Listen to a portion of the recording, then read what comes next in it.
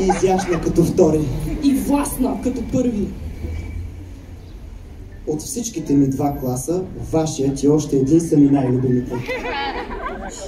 Тези думи можете да чуете или от историк, или от географ. В случая и историк, и географ.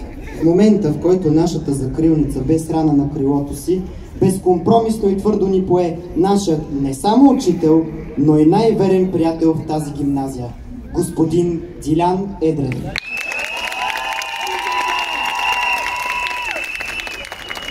И господине, бъдете сигурен, че винаги ще помним моментите, прекарани с вас. Благодарим ви за посоката, към която ни накарахте да погледнем. И сега, тук е много важна стриктността. Не закъснявайте за час, проверка ни очаква. И все се намираше пак някой закъсняващ. Госпожо, моля ви, извинете ми отсъствието. Тя обаче не отстъпва. Да го направим на закъснение. Стрикна и изключително точна е тя във всяко едно отношение. Критериите се взимат предвид, оценките се изчисляват най-точно, ако трябва с елка, а щом стане време за час, тя винаги е там минути преди самото начало. Като наша майка в училище, нашата класна се стараеше да ни възпита по най-добрия начин. Нейните деца трябваше да бъдат най-добрите. Госпожо Недялкова, благодарим ви за дисциплината, която възпитахте в нас и на която вие толкова държите. Благодарим ви за грижовността и майчинската закрила, която ни осигурихте. Благодарим ви за цялата всеотдайност, която демонстрирахте, дори когато ви беше най-трудно. И искрено се надяваме, че въпреки проявяваното от наша страна своенравие понякога, сме успели да бъдем и мотивация за вас. Мотивация да продължите с нас по пътя, който в края на краищата води до тук, до този ден. До този час, в който с благодарност и вълнение се обръщаме към всички вас. Благодарности за госпожа Танкова, която е като магиосник, вадещ от шапката си формули и числа и ни кара да се чудим как всичко това може да се впише на едно място. За господин Димитров, който ни изпълваше с енергия, особено когато получавахме известие в школа 2 минути след началото на часа.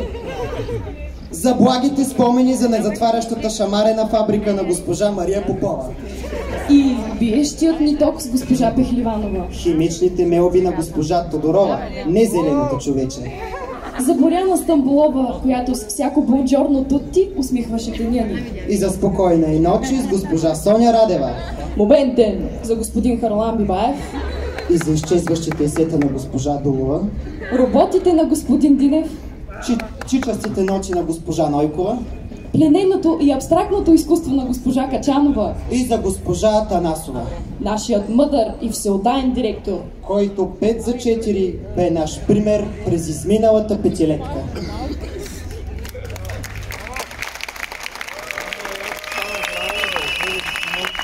Днес стоим тук ние, 12А, събрани всички заедно, както всяка една година досега.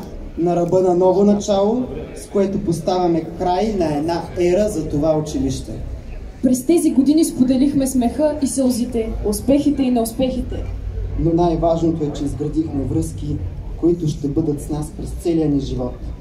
Връзки с приятели, връзки с учители, връзки с училището, профилирана гимназия Васил Левски. Благодарим ти, наше училище!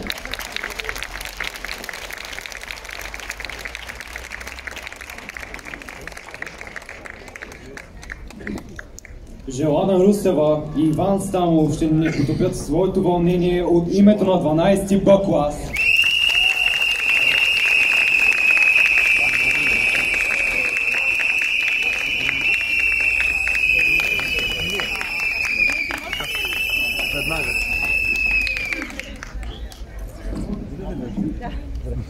Ето, че стигнахме до тук, до последната глава на тази книга. Картите ни отведоха до тук. Преминахме през всички изпитания, справихме се с всеки тест и дори преодоляхме вътрешните си страхове, за да достигнем до този така наречен край. В момента всички ни връхлитат спомени за онзи първи 15 септември в ПГ Васил Левски. Тогава бяхме развълнувани, но и доста оплашени. Но ето ни отново тук. Всички заедно, по-щастливи от всякога и изпълнени с надежда за живота, който ни очаква след това. За някои от нас то започна преди 8 години, когато се превърнахме в последния 5-ти клас в това училище, а останалите се присъединиха към нас преди 5 години. Съставът ни се промени значително. Някои ученици се отидоха, но тяхното място заеха други. Вървяхме заедно и успешно стигнахме крайната си дестинация като едни истински географи. Вярно, не сме постигнали това, което са направили Христофор Колумб или Фернандо Магелан, но и нашите заслуги не са за подценяване. Най-големият ни успех със сигурност беше разбиването на мита, че географските паралелки не блестят съзнания и винаги стоят в сянката на останалите. Макар и да не бяхме толкова задружни като клас, взаимни усилия си изградихме име, с което се надяваме да бъдем запомнени.